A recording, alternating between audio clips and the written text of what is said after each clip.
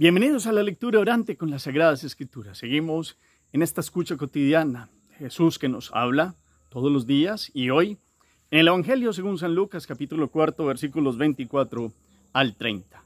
Escuchemos el texto. Y siguió diciendo, les aseguro que ningún profeta es bien recibido en su propia tierra.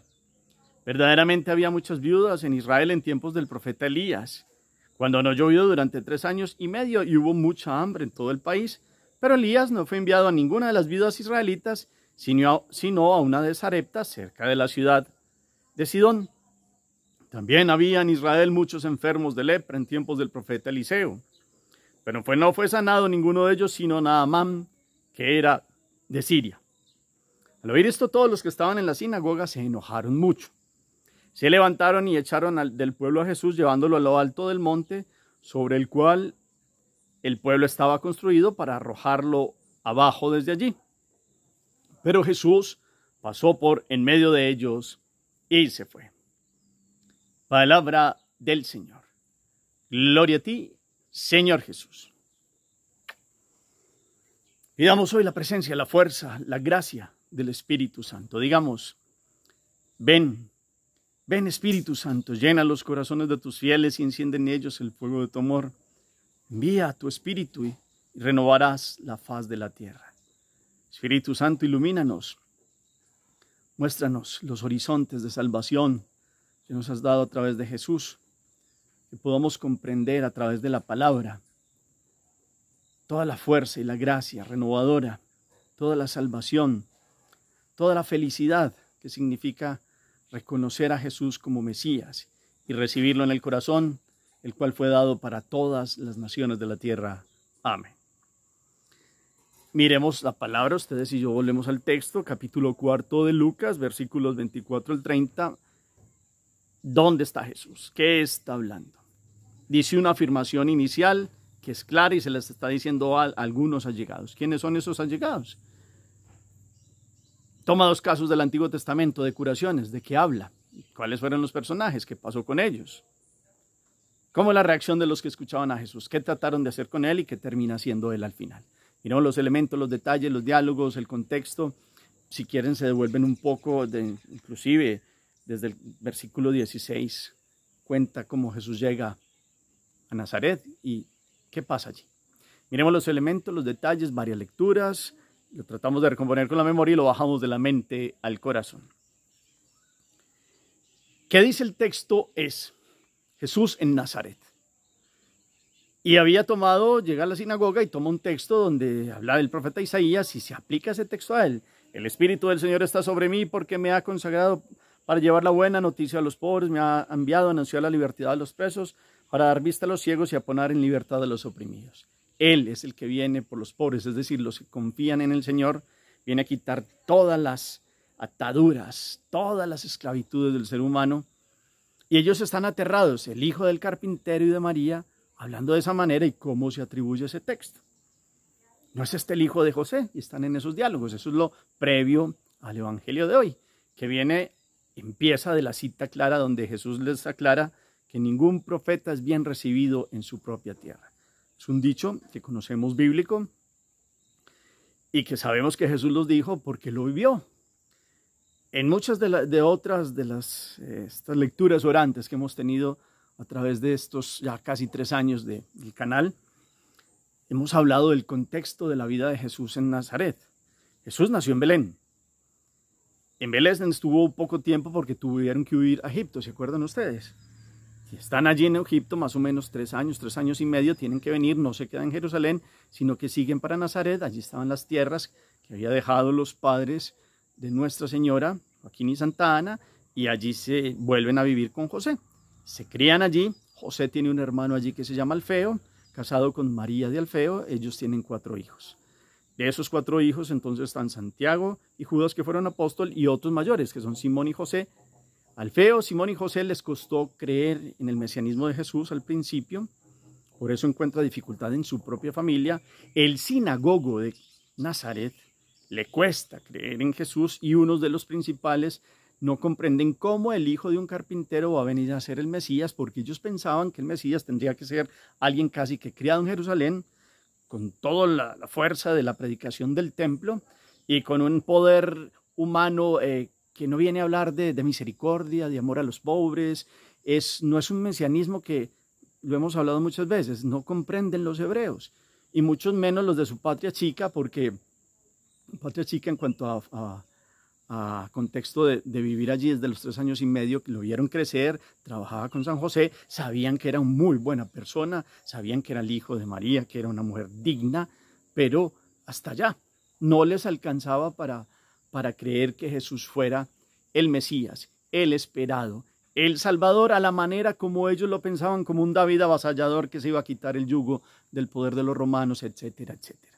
Les cuesta entonces. Por eso Jesús dice, ningún profeta es bien recibido en su tierra, y hay que mirar los profetas desde la antigüedad también, todos los rechazos desde sus propios conocidos, cuando recibieron una misión que era superior a sus fuerzas. Ahora hay uno que es el profeta, que no es que tenga una misión superior, es Dios, que ha tomado la encarnación humana, que ha recibido todo el ser ungido. Cristo, eso significa, el ungido del Señor. Por eso dice, el Espíritu del Señor está sobre mí, y Él es Dios, el Hijo de Dios, el Verbo de Dios, Dios encarnado. Y claro, como que Dios encarnado.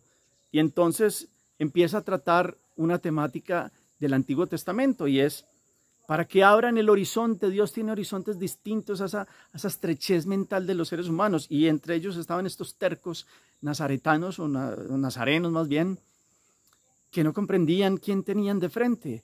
Y les pone el ejemplo ¿se acuerdan ustedes hoy en la primera lectura de Naamán el sirio, un general del ejército sirio? Fue curado por el profeta Eliseo. Al principio mostró ahí como que bañarme 7 veces en un río, pero después le dijeron, pues obedezca, eso no es nada difícil. Obedeció y terminó proclamando que el único Dios era el de Israel.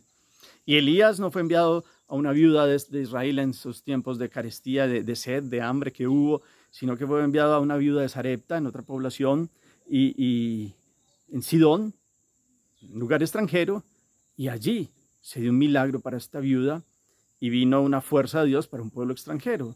Dios bendiciendo extranjeros, una apertura para un Dios que no es solo de los hebreos y no es monopolio de los hebreos. Y entonces es una temática difícil, no comprenden a Jesús, y entonces quieren levantarse, tirarlo por un precipicio. La ciudad está como en un monte, y él se abre paso entre ellos, y viene la terquedad de los nazarenos, en su gran mayoría. Allí creyeron algunos al principio, como sus 2 primos, Santiago y Judas Tadeo. Después su tío, el hermano San José, poco a poco ahí muriendo, digámoslo así, que hace las paces con Jesús en el buen sentido. No es que Jesús tuviera algún problema, es que le costaba a él entender cómo había dejado la mamá y cómo se iba a un mesianismo que no comprendía. Y después Simón, su primo hermano, y el otro José, más adelante casi que en el suplicio de la cruz. Y algunos, hay otro que se llama Alfeo de Sara, que era un niño que se crió muy parejo, un poco más contemporáneo con la Santísima Virgen, fue nazaretano y creyó en Jesús, y unos pocos cuantos. El resto les costó creer en Jesús, con un horizonte estrecho en su mente de cómo el hijo del carpintero va a venir a decir que va a ser el rey poderoso Mesías que nosotros esperamos, y tiene que ser así, así, asá. No creyeron. Y la palabra viene en esta Cuaresma a mostrarnos cómo Dios tiene un horizonte más amplio, cómo el Espíritu de Dios viene y se muestra de una forma distinta, cómo Dios ha hablado a través de Jesús, cómo Dios rompe la estrechez mental del hombre, como Dios no se puede encarnar en un hombre. ¿Cómo así? ¿Qué es eso de rebajarse? Eso era la locura también, inclusive. ¿Y cómo va a llegar a morir en una cruz?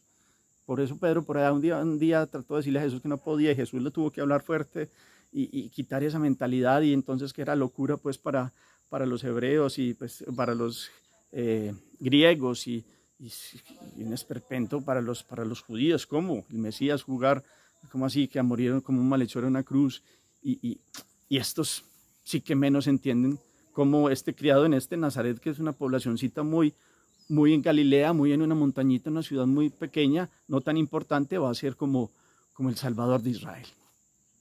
Eso no está bien.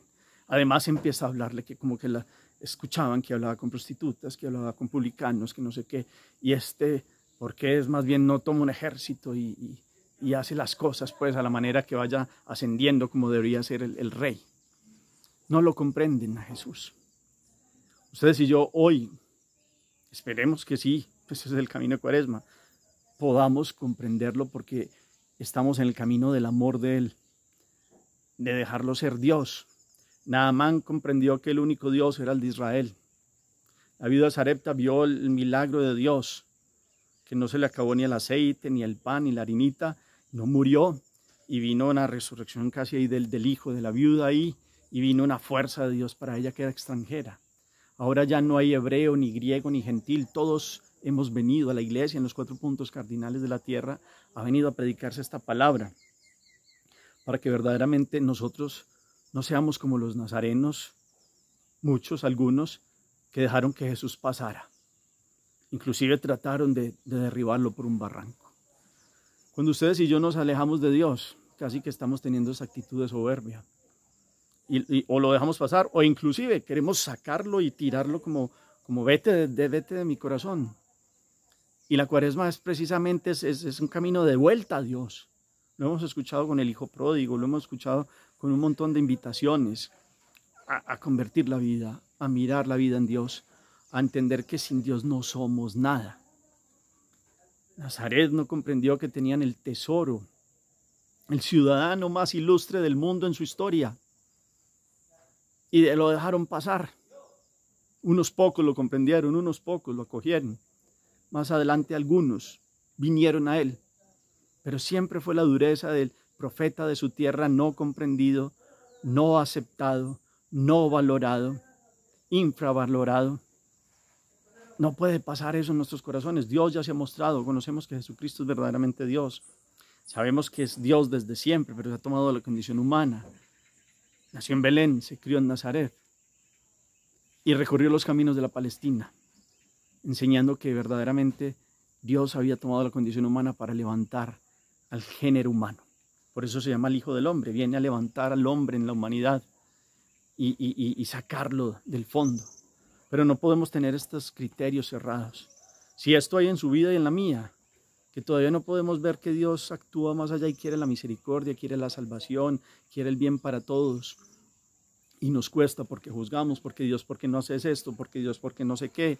Y seguimos haciendo juicios como lo hacían los nazarenos sobre Jesús. Pues tenemos que cambiar nuestra manera de pensar, yo también. Porque a veces uno es haciéndole como preguntas a Dios. Este tiempo de Cuaresma más bien es un encuentro directo con Él. Es, si aquí se le rechazó, usted y yo, ¿por qué no lo acogemos? Verdaderamente. Ya sabemos cuál es el mesianismo que Él traía, ¿no? Nosotros no esperamos un rey humano porque los reinos del mundo, ya vemos lo que es los reinos del mundo, unos suben, otros bajan.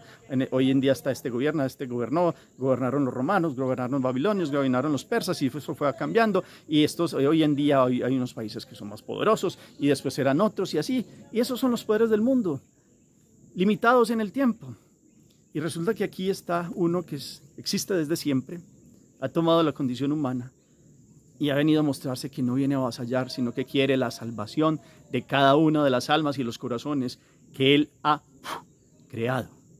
Porque cada alma es una creación de Dios y ha venido a dar la vida por cada alma, inclusive por los suyos que no lo comprendieron, inclusive por los cercanos, inclusive parientes que les he mencionado aquí, por lo menos algunos nombres, y de los sinagogos, el sinagogo de Nazaret y los principales ancianos del pueblo no lo reconocieron. Hoy ustedes y yo sí lo reconocemos, pero ¿cómo tenemos que combatir contra aquello que se da en su vida y en la mía, que es impedimento de reconocer a Jesús?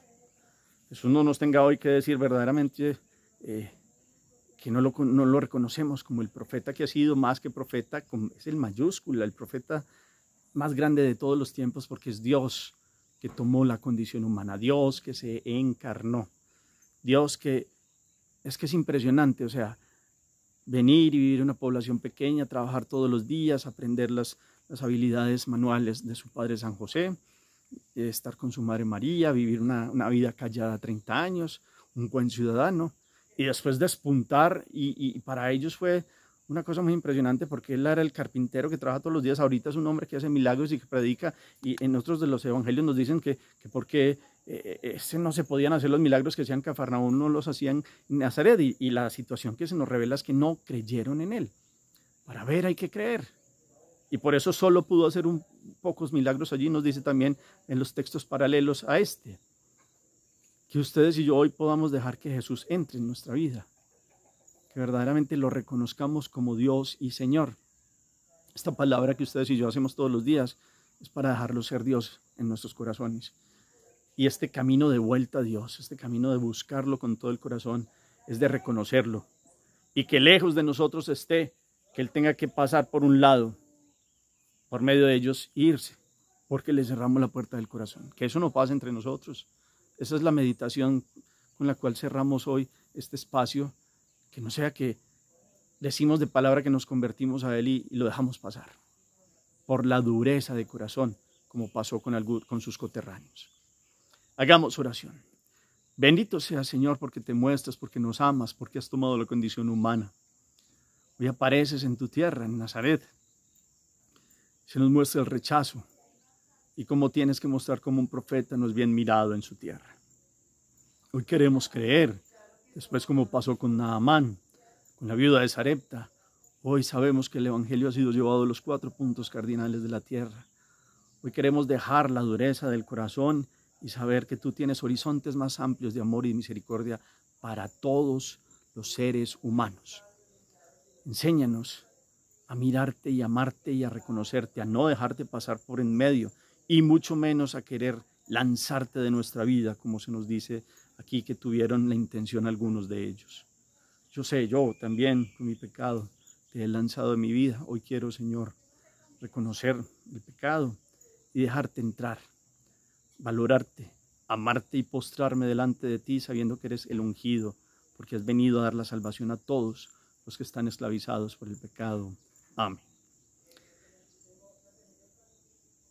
¿Qué nos deja este texto para la vida? ¿Cómo reconocer a Jesús?